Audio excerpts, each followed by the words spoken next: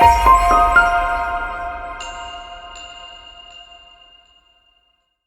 everyone, Cory Muscara here with Mindfulness.com. In this week's newsletter, we're going to talk about the power of stillness, specifically in your meditation practice. Now, before we go into talking about the importance of stillness, I want to first acknowledge the importance of movement, especially when it comes to listening to our bodies and the language of our bodies and what our bodies actually need. I think many of us have gotten very good at dismissing impulses from the body. And sometimes meditation can be a practice that ends up being used to further disconnect ourselves from that intuitive impulse and override the wisdom of the body that's saying, actually, I really need this form of care right now. I think to some of my students who've worked with chronic pain, and a lot of what has caused them to get to a place of experiencing chronic pain was overriding some of the early impulses in their body that were saying things like, I need to go easy right now. And a big learning for them is maybe going into a meditation practice, feeling their body saying something like, hey, we need to adjust. This doesn't feel right or comfortable. And then honoring that, really practicing giving themselves that care and adjustment. So there's a lot to be said for cultivating an inner wisdom through movement and the importance of movement just in general for taking care of our body. And like all things, there's some nuance and a lot of different aspects of our practice that we can develop. And stillness has a significant role as well.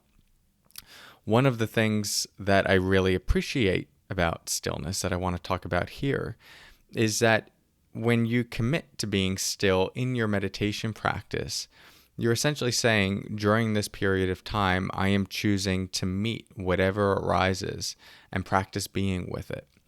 There's this great Indian meditation teacher who passed away recently, S.N. Goenka. He runs these 10-day silent meditation retreats. And one of the things he teaches in those retreats is something called vow hours, where for an entire hour, you just make the commitment to be perfectly still, not moving a muscle, not moving your tongue, just absolute stillness, as if you were sitting like a statue. And, that can be a little intense to do a full hour of that. That's a more advanced practice. But the powerful thing about it is that there are a lot of moments in our normal meditation practice where we are impulsively, reactively, and often unconsciously moving away from discomfort, small forms of discomfort. There's an itch on our face, and then without realizing it, we just scratch it like this for a bit.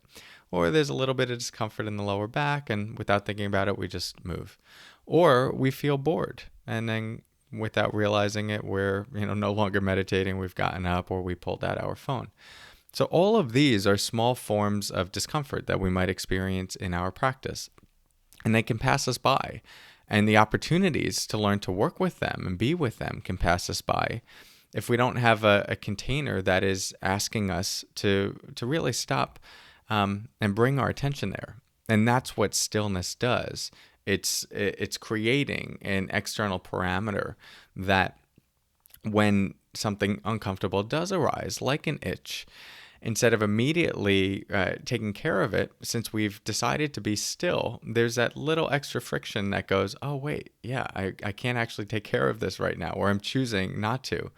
So now we're asked to bring our attention to it and to be with it and to learn about being with it and to practice relaxing into it. And often what you'll find with discomfort is one of two potential things happens.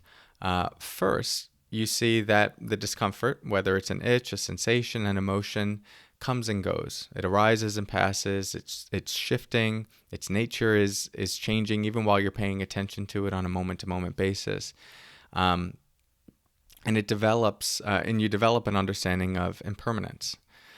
The second thing you often notice is that this wrestling match that you got into with the sensation is creating more tension. The frustration that the mind is in relationship to whatever tension is there creates more tension. And if you give it a long enough period of time and practice relaxing into it, you can see that, oh, it's actually possible to be with this discomfort without creating extra suffering, what we might call secondary pain. So you can only get those insights by giving yourself the opportunity to move closer to the experience, stay present to the experience, and then learn about the experience. And if we're reactively moving away from discomfort anytime it arises, we don't actually give ourselves that opportunity. And so, how do you bring this into your own practice? Well, you don't have to do a full hour like S.N. Goenka might recommend to his students. You're welcome to do it. I've done that quite a bit in my own practice, especially when I go on retreats, and it can be quite powerful. But there's something powerful just about doing a minute, 2 minutes, 3 minutes, and just saying, for this period of time, I'm opting into this. You don't want this to be a form of oppression to your nervous system. Like, oh, I have to do this. Cory said it in the newsletter. Like, this, in order to be a good meditator, I have to be still. No. Now you've already stepped out of your own autonomy. You're going to feel like you're gritting your teeth through the experience. It just becomes another should. So you want to make sure you're going into this with curiosity. Very important when you're exploring being with discomfort. You need to feel like you have a form of agency there and that you're choosing to be in relationship to it. And then you take a few minutes just to go, okay, for this period of time, I'm going to sit like a statue and just see, can I be with what arises? And often what happens, you'll notice that concentration can deepen significantly.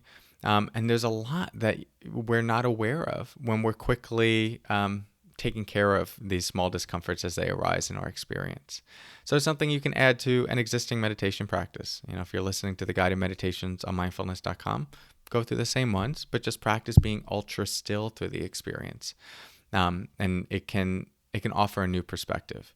Of course, as I said in the beginning, there's also value in learning to feel that discomfort and to step away from it and to adjust. So you know yourself better than anyone else. And if that feels like more of your growth edge, if you already feel like you're someone that tries to be with all of the pain of life, then maybe your practice needs to be a little bit more about, oh yeah, here's that tendency. I'm actually going to take a break. I'm actually going to stand up from the meditation. I'm actually going to practice finding a posture that feels really comfortable for me.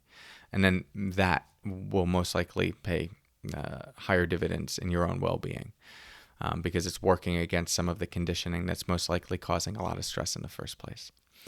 So I hope this gives you a new perspective on what stillness can look like in your meditation practice and why it might be useful.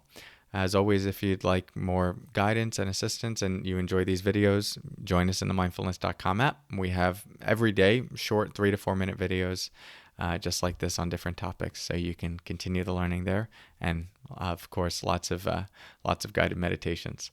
So thanks so much for your practice. I'll see you next week. Until then, take care.